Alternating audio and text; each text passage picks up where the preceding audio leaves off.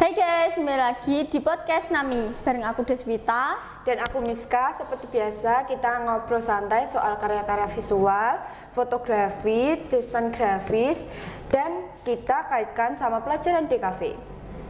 Jadi cocok banget buat kalian yang baru mau masuk belajar DKV atau bahkan cuma sekedar nyari inspirasi kreatif. Nah, hari ini kita nggak bakal bahas poster, tapi kita bahas fotografi iklan minuman. Tahu kan yang sering muncul di iklan dan banyak banget yang muncul di sosmed, Instagram, brand minuman. Iya, biasanya botolnya berembun, ada percikan air, terus warnanya cerah banget. Lihat sekali aja langsung bikin kita pengen beli. Nah, yang menarik ternyata nggak ada yang kebetulan di sana. Semua elemen visual di pikiran matang. Tapi kita bahas satu persatu ya. Pertama, detail embun di botol minuman itu biasanya bukan embun alami, tapi hasil trik. Botol disemprot pakai campuran air dan gliserin biar tahan lama dan kelihatan natural. Lighting itu penting banget. Cahaya biasanya diarahkan dari belakang atau samping biar botolnya kelihatan glowing, terlihat transparan, dan kelihatan nyata dan segar. Terus juga ada pemilihan warna. Kalau minuman jeruk, backgroundnya oranye. Kalau cola, warnanya merah atau enggak hitam. Semua itu berdasarkan psikologi warna. Nah, jadi satu foto sederhana sebenarnya itu dari kerja tim. Ada fotografer, editor, dan stylist. Enggak cuman asal jepret. Ya, kayaknya aku pernah baca artikel, bahkan untuk satu iklan minuman mereka bisa habis seharian penuh cuma buat nyiapin botol biar kelihatan sempurna. Nah, kalau kita bandingin iklan minuman lokal sama internasional, kelihatan bedanya. Iya, kalau brand internasional biasanya lebih berani explore. Misalnya ada efek percikan es yang kayak slow motion atau gabungan fotografi sama CGL. Nah, sedangkan brand lokal kadang lebih sederhana tapi punya kelebihan, lebih dekat sama budaya kita. Contohnya itu kayak foto minuman teh dengan suasana warung tapi rasanya akrab banget. Jadi intinya gaya bisa beda tapi sama-sama pakai visual yang baik buat ngomong ke audiens. Kalau ngomong-ngomong soal iklan makanan minuman nih, aku jadi ingat pas dulu kita kayaknya pernah buat disuruh buat apa? Iklan ya? Iklan makanan. Kalau boleh tahu kamu dulu buat apa sih? Kalau aku sih martabak ya, kayak martabak manis gitu. Terus kan pasti kan kayak aslinya kan nggak semenarik itu kan fotonya. Biar menarik di foto itu kamu tambahin apa aja sih? Kalau aku sih tambahin kayak daun-daunan, kayak telenan. Terus susunya itu ditumpahin gitu loh biar kelihatan meleleh gitu. Ada mesesnya juga, ada kejunya gitu. Tapi aslinya nggak sebanyak itu ya? Iya, aslinya cuma martabak gitu doang. Kalau aku sih dulu kayaknya kalau nggak salah itu pakai makanan pizza kalau nggak salah. Itu kan dulu kan pizzanya itu ya pizza yang murah ya, murah itu jadi mozzarellanya kan nggak terlalu banyak, jadi kalau diangkat gini kan nggak melar gitu kan. Terus dulu aku punya ide tuh sama timku itu kita beli mozzarella baru, terus ditaburin di atasnya pizzanya tadi, terus dibakar lagi kan, jadi kan banyak kan, ditambahin banyak, terus ditambahin topping-topping yang lainnya tuh kita tambahin semua gitu loh. Terus kita cara ngefotonya itu kita angkat pakai pizzanya, itu ya, kayak sendok itu ya. Iya, kita pakai skop lah, ibaratnya skopnya pizza itu. Jadi kita angkat itu kan, jadi depannya itu kan molor banget gitu kan, kelihatan banyak. Nah itu kita fotonya pakai trik itu.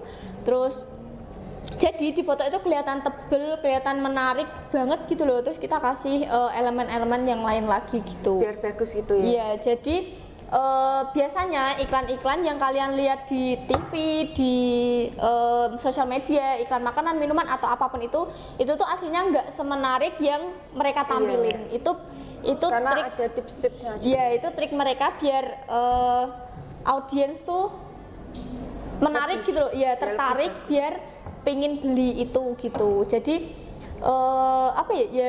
mereka kreatif sih, tapi itu kayak pembohongan publik gitulah. Ibaratnya apa-apa sih ya. Iya, ibaratnya gitu. Dan itu tuh yang menarik di DKV itu ada kombinasi dan kreatif anak-anak DKV itu. Jadi mereka bisa berpikir kreatif biar makanannya tuh makanan minuman lebih tertarik kan.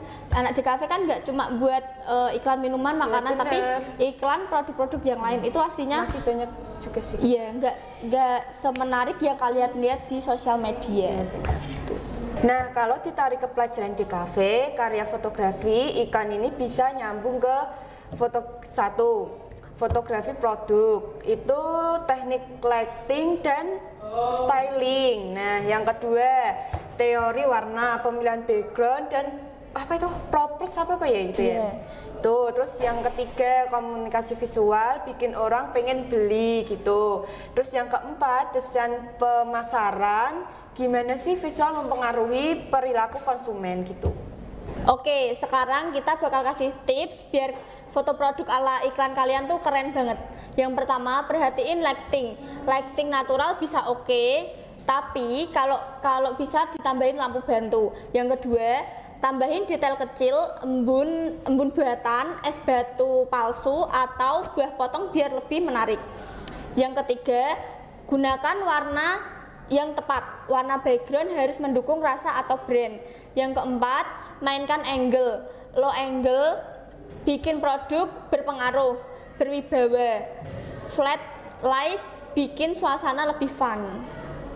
Nah, kita tambahin bikin moodboard dulu sebelum foto. Jadi kita tahu vibe-nya yang mau dibangun.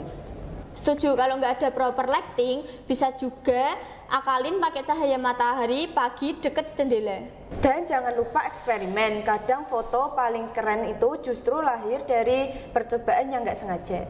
Nah, dari obrolan kita hari ini, kita bisa tarik beberapa hal yang penting. Yang pertama, karya visual selalu punya cerita di baliknya. Kayak iklan minuman yang kelihatannya simpel, ternyata banyak eksperimen, trik, dan detail teknis di balik layar. Yang kedua, proses belajar di DKV itu erat hubungannya dengan praktik nyata. Materi fotografi, teori warna, sampai branding semuanya bisa kita lihat langsung di studio kasus karya. Nah, terus yang ketiga, pengalaman pribadi termasuk kegagalan itu justru jadi modal penting.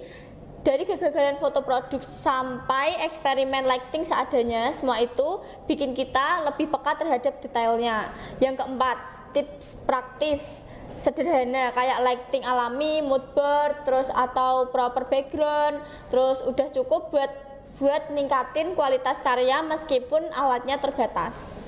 Kayaknya udah banyak banget ya yang kita bahas hari ini, bener. dan kayaknya lama banget sih. Itu aja sih dari obrolan kita hari ini. Jangan lupa pantengin terus podcast kita yang selanjutnya. Bye.